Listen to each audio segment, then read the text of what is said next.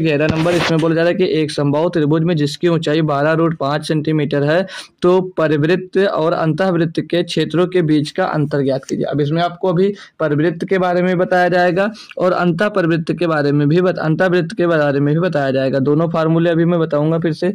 तो चलते हैं, इसको क्लियर समझते हैं एक बार अच्छे से, ठीक है भाई। तो यहाँ पर हमको ऊंचाई सिर्फ और सिर्फ दी गई है, हाइट दी गई है।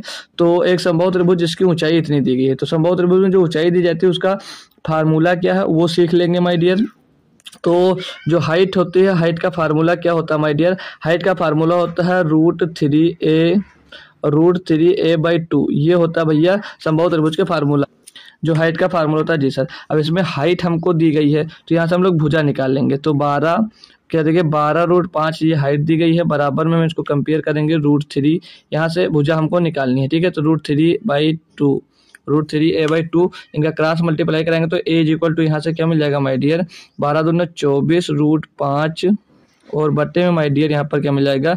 और √3 मिल जाएगा। कोई दिक्कत कोई परेशानी हो यहाँ तक एक बार कंफर्म करेंगे।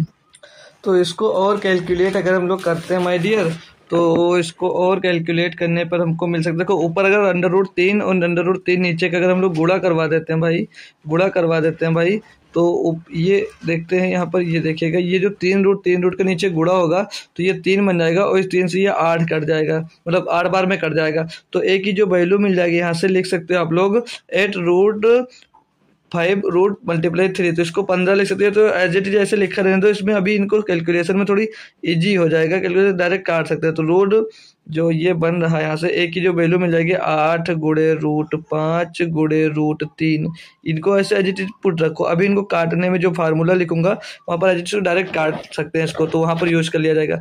तो अब हमसे पूछा क्या था? तो परिवृत्त और अंतःवृत्त के क्षेत्रफलों का अंतर ज्ञात कीजिए। जो परिवृत्त का क्षेत्रफल का फार्मूला जो होता है माय डियर वो हो जाता है πR², ये परिवृत्त हो जाएगा, और माइनस πr², ये अंतःवृत्त का क्षेत्रफल हो जाएगा।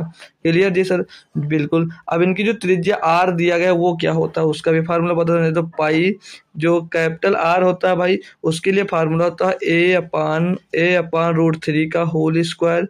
ये होता है भाई परिवृत्त का क्षेत्रफल, ये होता है भाई परिवृत्त के त्रिज्या का क्षेत्रफल, ठीक है, त्रिज्या होती है, और माइनस और अंतःवृत्त की त्रिज्या क्या होती है भाई πr क्या होता है भाई? r होता है, अभी आपको लिखा था a/2√3। अंतःवृत्त की त्रिज्या का फार्मूला भी आपको लिखा था, नहीं लिखा था? जिस लिखा था, ये होता है फार्मूला।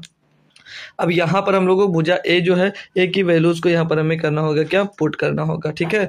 तो a की वैल्यू पुट करेंगे तो ये पाई, देखो दोनों में पाई अगर हम लोग कॉमन ले लेते हैं, दोनों में अगर पाई कॉमन ले लेते हैं, ठीक है, तो अब यहाँ पर a की वैल्यू पुट करेंगे। तो a की वैल्यू हमने क्या लिखा? 8√5 ब्रैकेट में ले लेते हैं भाई, 8√5 और मल्टीप्लाइड बाई √3 और बटे में माय डियर क्या आ जाएगा? √3 जो यहाँ पर पहले से दिया गया, इनका स्क्वायर करना है, और माइनस में पाई पहले से कॉमन, यहाँ पर a की वैल्यू फिर से हम लोग पुट करेंगे। तो 8 × √5 × √3 और बट्टे में माय डियर 2√3 दिया गया यहाँ पर, और का होल स्क्वायर करना है माय डियर, ठीक है।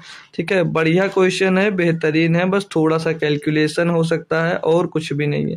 सॉल्व करने पर माय डियर तो √3 से ये √3 खत्म हो जाएगा, इस √3 से ये √3 खत्म हो जाएगा, 2 से काट देंगे भाई, ये 4 बार चला जाएगा। तो अब इनको करना है सॉल्व। पाई आपने बाहर कॉमन ले रखा है, 8√5 का स्क्वायर होगा, तो 8 का स्क्वायर करेंगे भाई तो कितना मिल जाएगा? 8 का अगर हम लोग स्क्वायर करते हैं माय डियर, ये हटा देते हैं, कलर चेंज करते हैं, पाई बाहर कॉमन है, 8 का स्क्वायर हो जाएगा माय डियर 64, और √5 का स्क्वायर होगा तो कितना मिलेगा? 5 ही हो जाएगा, तो यहाँ पर 5 मिल जाएगा। तो ये यहाँ पर मिल गया इतना 64 × 5, और माइनस करेंगे इसको, यहाँ पर क्या बचा? 4 और √5 बचा, तो 4 का स्क्वायर 16, 4 का स्क्वायर 16 और 5 का रूट 5 ही मिल जाएगा। तो यहाँ पर ये मिल गया। अब पूरा टोटल हम अगर सॉल्व करते हैं माय डियर तो 64 पंचे कितना होगा? 320 होगा, और माइनस में 16 पंचे 80 होगा, और ब्रैकेट में जो पाई कॉमन था वो पाई को एज रखोगे कि आंसर में सीधे पाई में आंसर दिया गया था, एज हमने लिखा नहीं है भाई, चलो कोई बात नहीं, कर लेते इसको सॉल्व। तो घटाएंगे इसको तो 240 पाई सेंटीमीटर आपका आंसर यहाँ से मिल जाएगा, ठीक है भाई। तो पाई की वैल्यू अगर पुट करते हैं तो आंसर मिल नहीं रहा हमको, यानी कि आंसर जो थे भाई वो सभी में पाई दिया गया। हम ऑप्शन भी क्वेश्चन देख ले रहे हैं, PDF में, तो वहाँ पर दिया गया 240 पाई सेंटीमीटर स्क्वायर, 244 पाई सेंटीमीटर स्क्वायर, 242 पाई सेंटीमीटर स्क्वायर और 240 पाई सेंटीमीटर स्क्वायर। तो इसका आंसर जो बन रहा है ऑप्शन नंबर डी दोस्त क्लियरली बन रहा है, ठीक है, एकदम सही जवाब हो जाएगा। तो कितना आ गया भाई यहाँ पर जो उनके बीच का अंतर आ गया 240 पाई सेंटीमीटर स्क्वायर, इसका दोस्तों आंसर बन रहा है, ठीक है भाई। पाई इसमें लगा लेंगे सभी लोग ऑप्शन में, बाकी मैं PPT जब शेयर करूंगा तो वहाँ पर सही कर दोस्त आपको शेयर कर दूंगा। कोई दिक्कत कोई परेशानी हो क्वेश्चन में तो एक बार सभी बच्चे मुझसे क्लियर जरूर कर लेंगे, ठीक है भाई। अच्छा क्वेश्चन था, होप करूंगा सभी को समझ में आया होगा, ठीक है भाई।